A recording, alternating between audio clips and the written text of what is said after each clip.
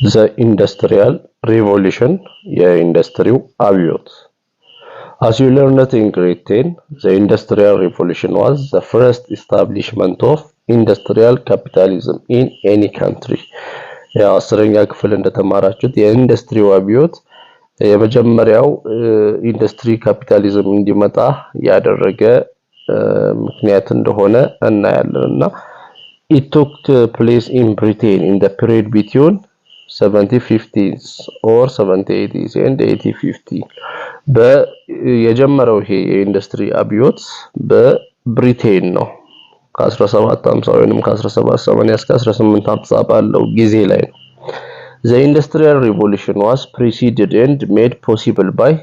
a long period of change and development going back at least to the mid 16th century and even to the Middle Ages. አሁን ኢንዱስትሪያል ሪቮሉሽን የኢንዱስትሪው አብዮት የመጣው የዛን ጊዜ ሳይሆን ለዛ መምጣት ምክንያቶች የረጅም ጊዜ ፕሮሰስ ወይንም የረጅም ጊዜ ለውጥ ነው ያለው እያደገ ወደ 16ኛው ክፍለ ዘመን መሃል ይወስደናል ወይንም ወደ ሚድል ኤጅ ይወስደናልና ከዛ ጊዜ ጀምሮ እየተለወጡ የመጡ ለውጦች ናቸው አሁን ላይ በ1750 እስከ 1850 ባለው አብዮቱ የፈነዳው ማለት ነው Moreover, change and development did not cease in the 1850s but continued because of industrialization and the change which it brought was a continuing process. ያው የማይቀር ነው ለውጥ የማይቀር ነው እድገት ሁሌ ያለ ነው የማይቆም ነውና በ1850ዎቹም በኢንዱስትሪያላይዜሽኑ ምክንያት በኢንዱስትሪው ዘርፍ ምክንያት ለውጥ ኮንቲኒው እየሆነ እየቀጠለ የመጣ ነው However, by 1850, Britain was already a mature industrial state. ነገር ግን በ1850 ብሪቴን already በኢንዱስትሪው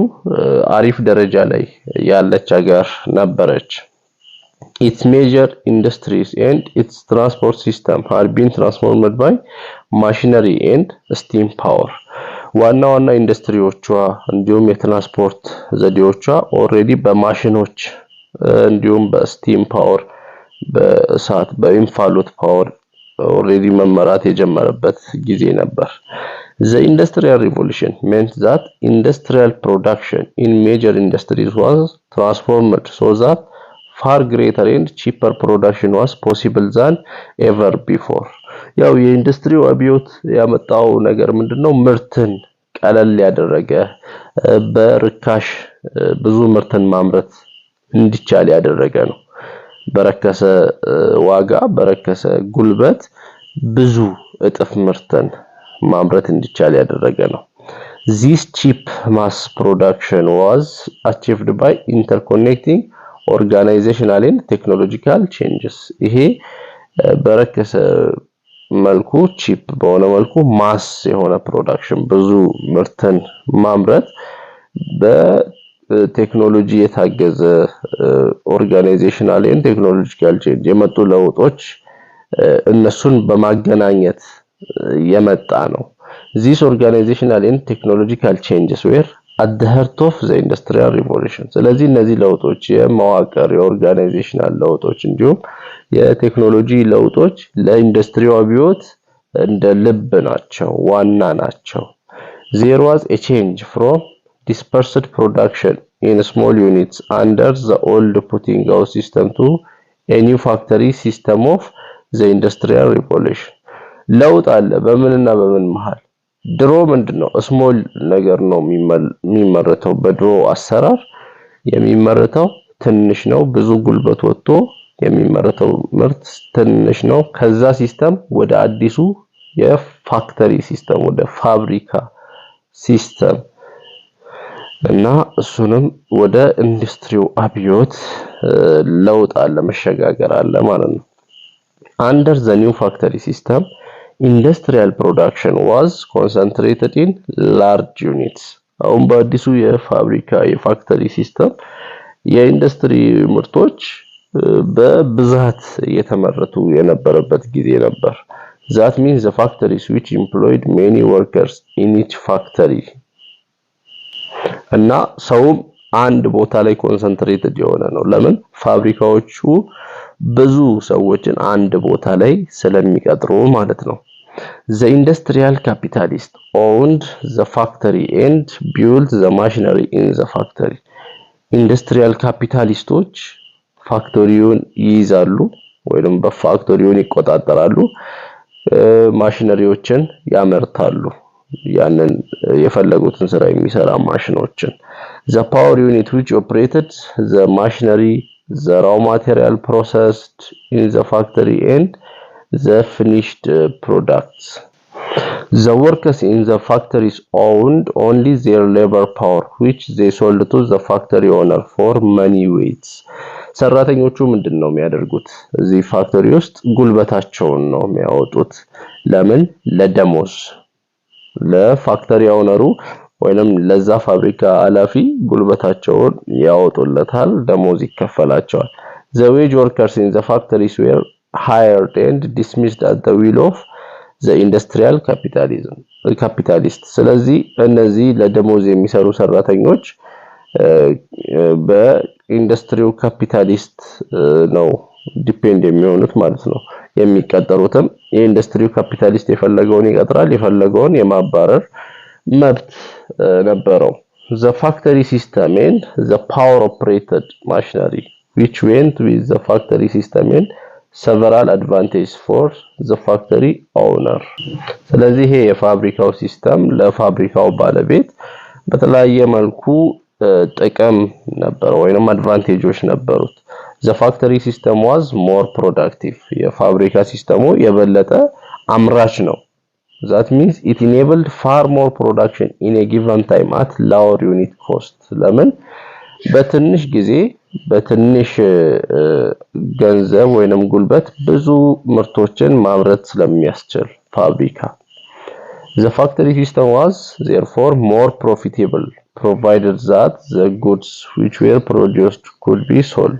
ስለዚህ የፋብሪካው ሲስተም የበለጠ ትርፋማ ነው ማለት ነው። የተመረቱ ነገሮችን በሚሸጡበት ጊዜ ትርፋማ ነው የሚሆነው።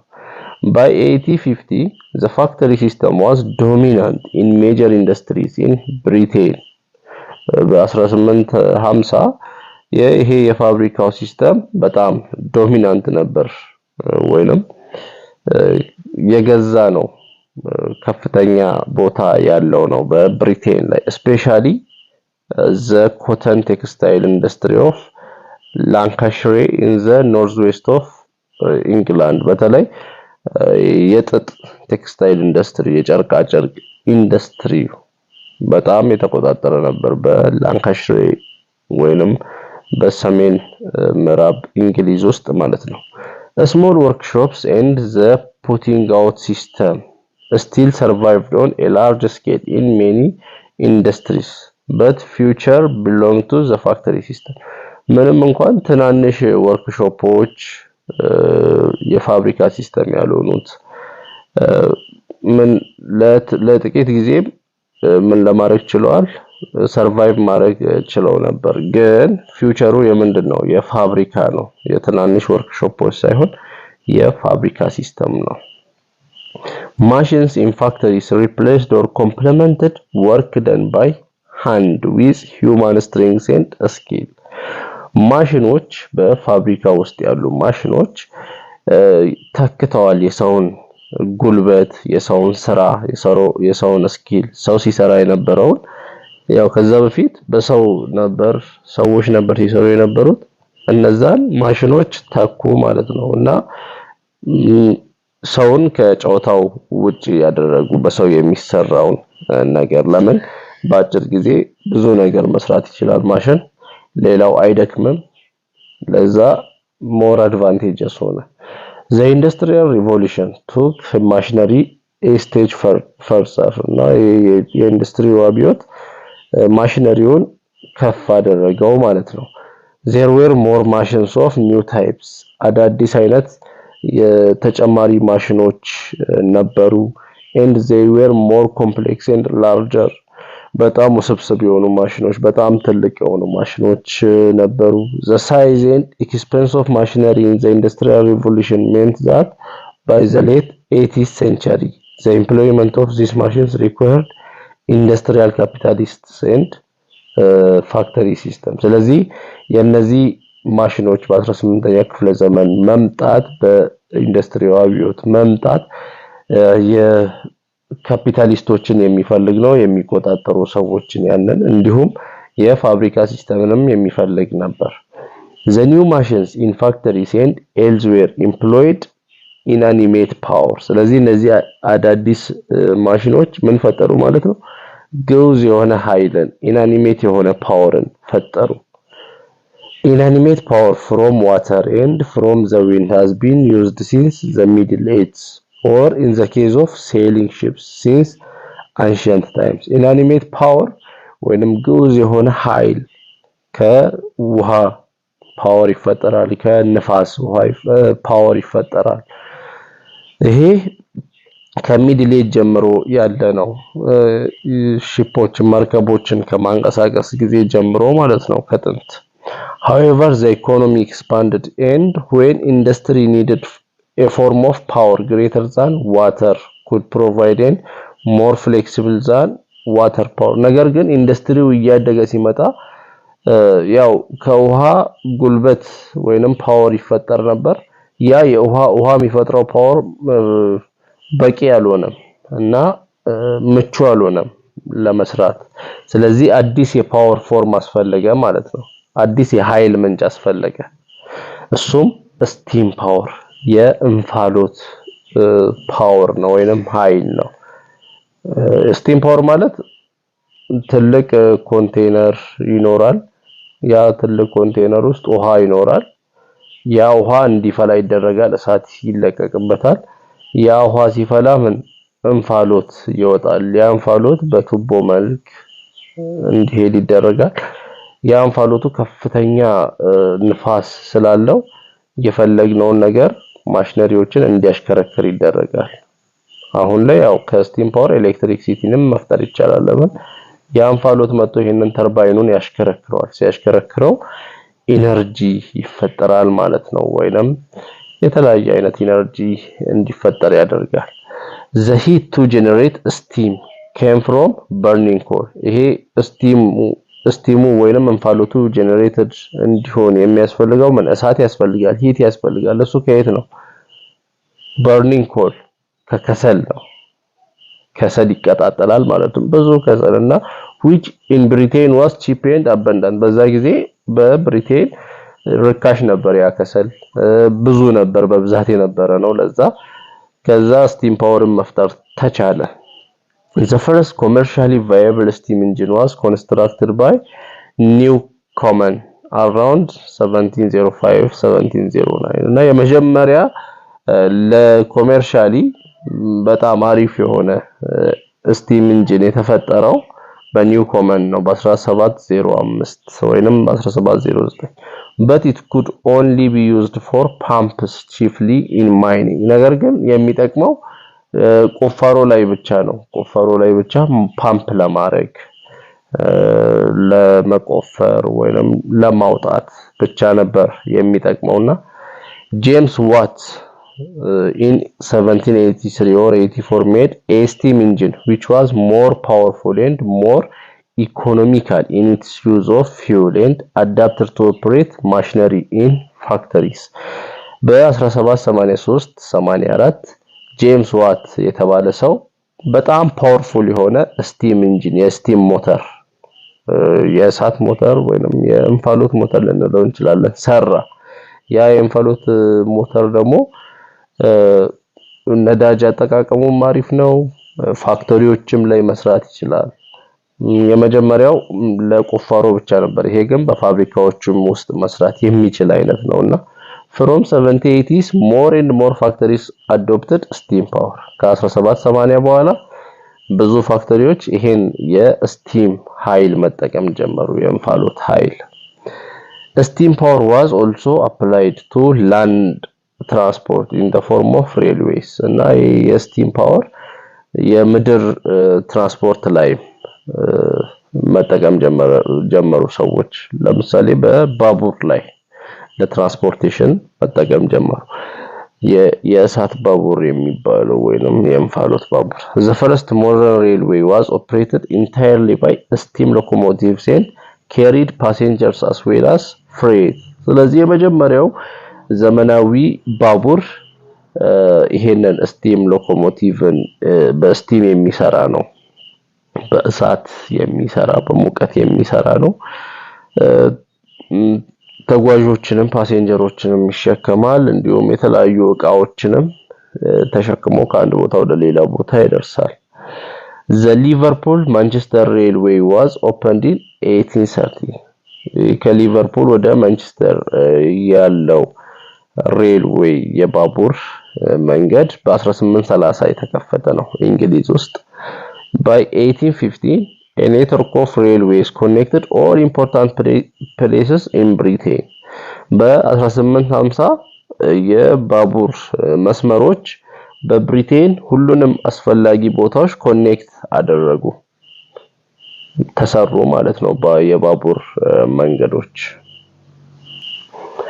Political and socio-economic consequences of the industrial revolution የኢንዱስትሪው አብዮት ፖለቲካዊ ማህበራዊ ኢኮኖሚያዊ ውጤቶቹ ምንድናቸው Cheap mass production was one of the features of the industrial revolution በኢንዱስትሪው አብዮት ላይ በርካሽ ብዙ ማምረት ይሄ ዋናው ፊቸር ነበር በርካሽ ብዙ ማምረት The basic economic problem in industrial state was no longer the scarcity of commodities አሁን ዋናው ችግር በኢንዱስትሪው ሀገራት ኢንዱስትሪው ባለባቸው ሀገራት ዋናው ችግር የሆነው የኮሞዲቲ ወይንም የአቅርቦት ችግር አልነበረም ወይንም የምርት እጥረት አልነበረም ድሮ ያው የምርት እጥረት ይኖር ነበር አሁን በርካሽ ብዙ ማምረት ስለተቻለ ያውን ችግር ሊሆን አልቻለም Instead the main problem became overproduction and the consequent difficulty of selling the commodities which were produced ግን አሁን ችግር የሆነው ምንድነው ብዙ መመረት ከተፈለገው በላይ መመረትና ያ የተመረተው ደግሞ አለመሸጥ ወይንም ሽያጭ ላይ ችግር መጣ ማለት ነው ችግሩ የሆነው ያ ነው ለምን Many poor people meant limited demand for the commodities produced. አብዛኞቹ ደሃ ሰዎች ያው ያን የተመረተው ነገር ብዙም አይፈልጉት ማለት ነው ገንዘብም ስለሌላቸው Before the industrial revolution economic depression usually resulted from wars big epidemics or most often bad harvests ከኢንዱስትሪው አብዮት በፊት የኢኮኖሚ ውጥረት ነበር ዲፕሬሽን ነበር በጦርነት ምክንያት የመጣ የኢኮኖሚ ውጥረት በወረርሽኞች ምክንያት የመጣ ኢኮኖሚ ውጥረት በባድ ሃርቨስት የተዘራውን እህል በስርዓት ባለመሰብሰብ የመጣ የኢኮኖሚ ቀውስ ነበር From the industrial revolution onwards however a normal cause of economic depression was overproduction caused by lack of effective demand ነገር ግን ከኢንዱስትሪው አብዮት በኋላም ደግሞ የመጣው ዋናው የኢኮኖሚ ዲፕሬሽን የኢኮኖሚ ቀውስ ምንድነው ብዙ መመረት እና የተመረተው ደግሞ ፍላጎት አለመኖር የተመረተው ምርት ለመውሰድ ፍላጎት አለመኖር ችግር የፈጠረው The industrial revolution made the agricultural sector of advanced countries less dominant. ይሄ የኢንዱስትሪው አብዮት የነዚህን ሀገራትን የግብርናው ሴክተር ብዙም ዶሚናንት እንዳይሆን ከፍ እንዳይል አደረገው ማለት ነው ግብርናው ለምን people transferred to other sectors of the economy ሰዎቹ ግብርናውን እየተው ወደ ሌላ ሴክተር ይገባሉ and investment and production in other sectors increased investmentum ገንዘብ ማውጣቱ ሰዎች የሚሰሩት ሌሎች ፕሮዳክሽን ላይ ስለሆኑ ግብርና እየቀነሰ መጣ throughout the 19th and 20th centuries advanced economies had a falling percentage of their population living in rural areas and employed in agriculture እና በ19ኛው እና በ20ኛው ክፍለ ዘመን ሰዎች ከገጠር መውጣት ጀመሩ ማለት ነው ግብርናቸውን እየተው ገጠር ላይ የሚኖሩ ሰዎች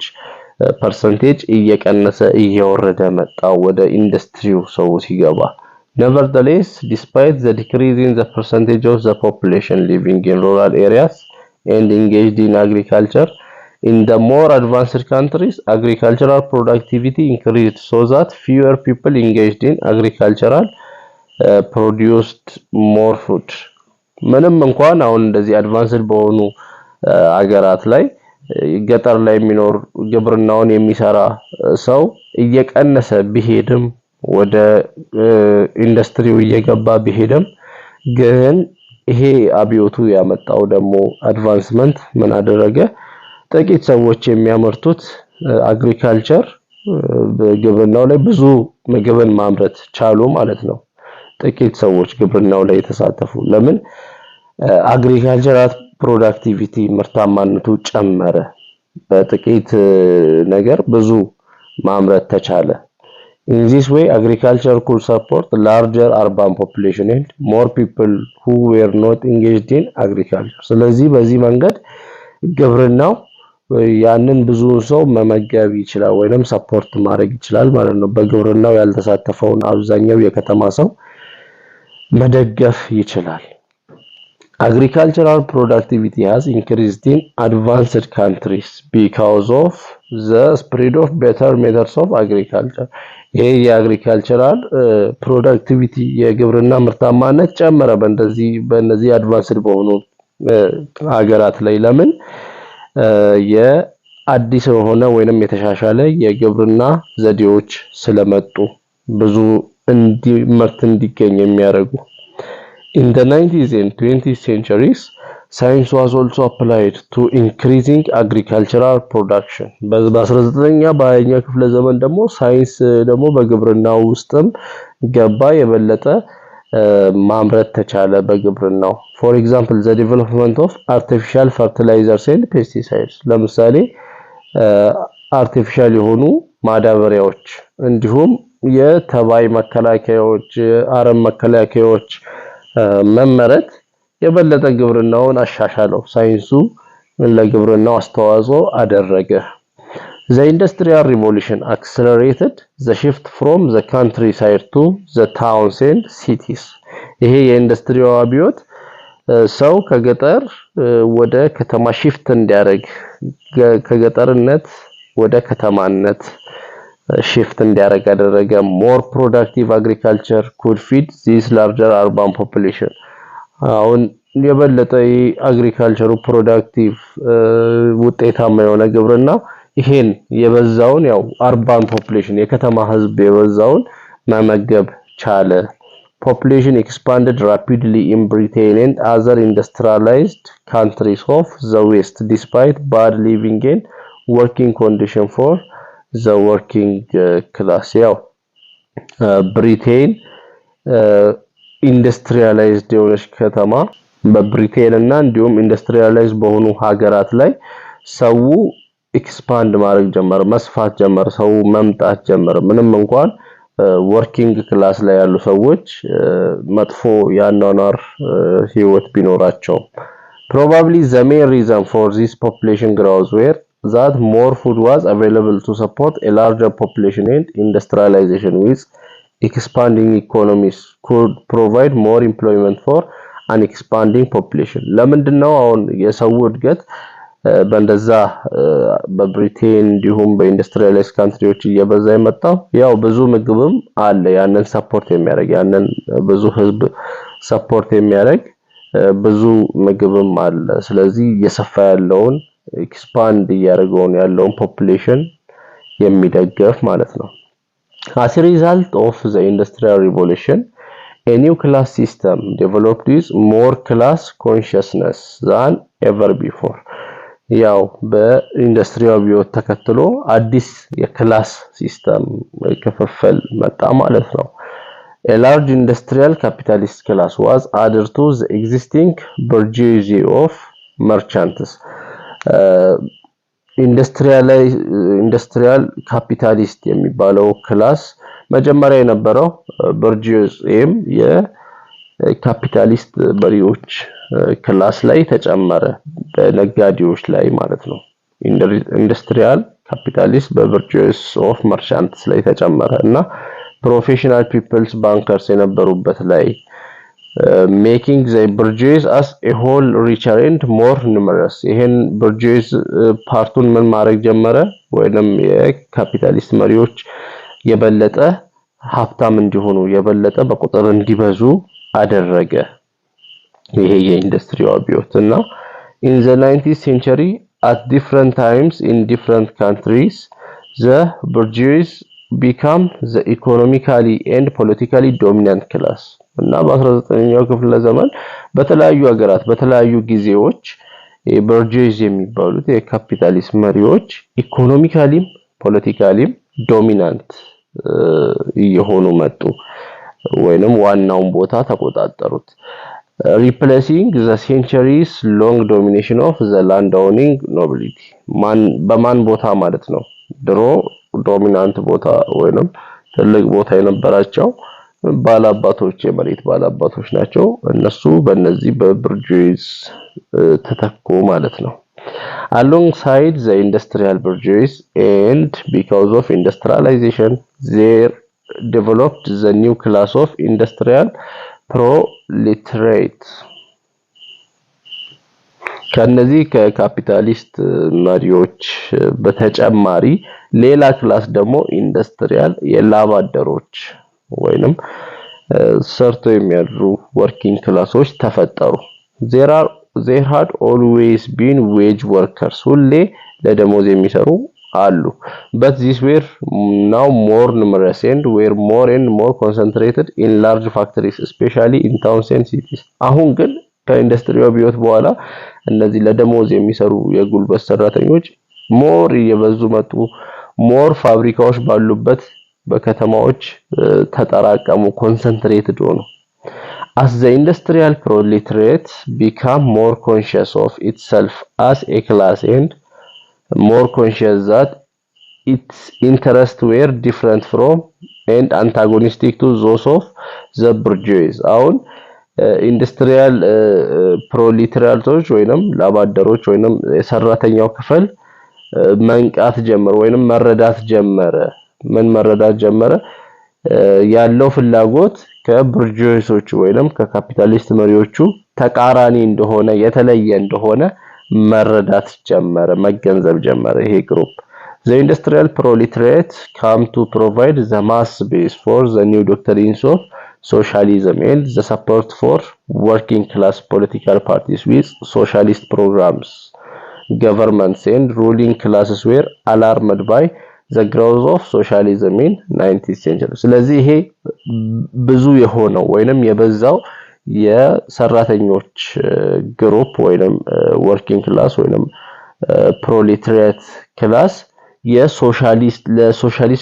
ለሶሻሊዝም ዶክትሪን መሰረት ሆነ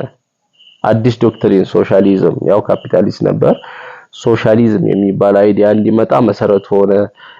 working class ፓርቲዎች መፈጠር ጀመሩ እነዛን ፓርቲዎች መደገፍ ጀመሩ ሶሻሊስት ፕሮግራሞች አሁን ላይ ለካፒታሊስቶች እንደ አላርም ሆነ ማለት ነው በ19ኛው ክፍለ ዘመን industrialization increased national wealth although this was very unevenly distributed industrialization የሀገር ሀብትን ያሳድጋል ግን ያ የሀገር ሀብት ለሁሉም በእኩል መንገድ አይደለም የሚከፋፈለው ያን ሀብት በዋናነት የሚቆጣጠሩት ካፒታሊስት ላይ ኢንዱስትሪያል ካፒታሊስት ላይ ያሉ ሰዎች ናቸው ፕራይቬት ኦነሮቹ ናቸው from about 1850 industry technology and science were applied to armies and navies ከ1850 በኋላ ኢንዱስትሪው ቴክኖሎጂው ሳይንሱ በጦር ሰራዊት እንዲሁም በባህር ኃይሎች ላይ መተግበር ጀመረ this means that the already existing gap in power between western states and non-western states become bigger than ever ይሄ ማለት ነው already ያው በምዕራባውያንና ምዕራባዊ ባልሆኑ ሀገራት መሃል ትልቅ የኃይል ጋፕ ነበር የጉልበት በወታደራዊውም ብንሄድ በአቅም ጋፕ ነበር ያ ጋፕ የበለጠ ሰፋ ማለት ነው ለምን እነዚህ ዌስተርን ስቴቶች አርሚዎቻቸው ላይ ኔቪዎቻቸው ላይ የባህር ኃይል የጦር ሰራዊቶቻቸው ላይ ቴክኖሎጂ ኢንዱስትሪውን ሳይንሱን እየተጠቀሙ ስለሚሄዱ የበለጠ ኃያልነታቸውን እያሳደገ ሄደ this meant clashes of interest and confrontations between western states and non-western states ይሄ ደግሞ ምንድነው የፍላጎት ልዩነትን በምዕራባውያኑና ምዕራባውያን ባልሆኑ ሀገራት ሲን ይነሳል እና conflict could be resolved more easily by western states using military or naval force or both ግን ግጭቶች በሚነሱበት ጊዜ በቀላሉ ይፈታል ለምን ምዕራባውያን ሀገራት አላቸው ሚሊታሪ የጦር አቅም አላቸው የባህር ኃይል አላቸው በቀላሉ ጸጥ ማድረግ ይችላሉ ሪዞልቭ ማድረግ ይችላሉ ያንን ተጠቅመው moreover the growth of industry and the expansion of the western economy in general meant that western states become more interested in non-western areas of the world than before as a sources of raw materials and as markets for export or potential markets አሁን ይሄ የኢንዱስትሪው መስፋት የኢንዱስትሪው ማደግ በምዕራባው ኢኮኖሚ ላይ ይሄ ማደግ ምን አመጣ ማለት ነው የራው ማቴሪያል ወይንም የጥሬ ዕቃ ፍላጎትን በምዕራባውያን አገራት ላይ ማምጣት ጀመረ ጥሬ ዕቃ ያስፈልጋል ምንጭ ያስፈልጋል ለማምረት የተለያዩ ዕቃዎች ያስፈልጋሉ so also steamships railways and electric telegraph improve transport and communication and tied the world more closely together than ever ደግሞ የተሻሻሉ ትራንስፖርቴሽኖች የተሻሻሉ ኮሙኒኬሽኖች አሉ የባቡር መንገድ ሺፕስ መርከቦች ትላልቅ መርከቦች ቴሌግራፍ ኮሙኒኬሽኖች አሉና እነዚህ ደግሞ ዓለምን አንድ መንደር አደረጓት so that from the third quarter of the 19th century the world became increasingly one single integrated capitalist world economy ስለዚህ ከ19ኛው ክፍለ ዘመን አጋማሽ ጀምሮ ሶስተኛው ሩብ ዓመት ጀምሮ ይሄ ዓለም እንደ አንድ መንደር ሆነች አንድ ካፒታሊስት ዓለም ሆነ ማለት ነው ኢኮኖሚውም ያለም The result of all these changes was the imperialism of the 19th century ስለዚህ የነዚህ ሁሉ ለውጥ ወደ ምን ወሰደ ማለት ነው ወደ ኢምፔሪያሊዝም ግዛትን ወደ ማስፋፋት ወደ ቀኝ ግዛት ወሰደ That means the expanding and accelerated drive for colonial acquisitions and spheres of influence expand አደረገ ይሄ ደግሞ ኮሎኒያል ቀኝ ግዛትን አመጣ However the earlier industrial revolution and the spread of industrialization had laid the groundwork for the late 19th century imperialism ነገር ግን የኢንዱስትሪው አብዮት ኢንዱስትሪያላይዜሽን መስፋት በ19ኛው ክፍለ ዘመን ለታየው ለቀኝ ግዛት መንገድ የከፈተ መሰረት ሆነ In fact very large acquisitions of colonial territory took place in the 19th century before what is usually called the age of imperialism beginning around 1895 or 1819 ከዚህ ከኤጅ ኦፍ ኢምፔሪያሊዝም በፊት ወይንም ከቀኝ ግዛት ድንበር ከማስፋፋት በፊትም ነበር ቀኝ መግዛት ሀገራትን ቀኝ መግዛት finally the industrial revolution made economic social and cultural changes faster than ever before so that change became the norm ይሄ የኢንዱስትሪው አብዮት ኢኮኖሚው ሶሻል ማህበራዊው እንዲሁም ባህሉ ፋስተር ቶሎ እንዲቀየር ድሮ ከሚቀየርበት ፍጥነት ይልቅ በፍጥነት እንዲቀየር አደረገ የኢንዱስትሪው አብዮት መምጣትና ስለዚህው ምን ሆነ change became the norm ለውጥ እንደ ልማድ ሆነ ታወቀ በቃ ለውጥ በየጊዜው መለዋወጥ የነገሮች መለዋወጥ የታወቀ ሆነ ማለት ነው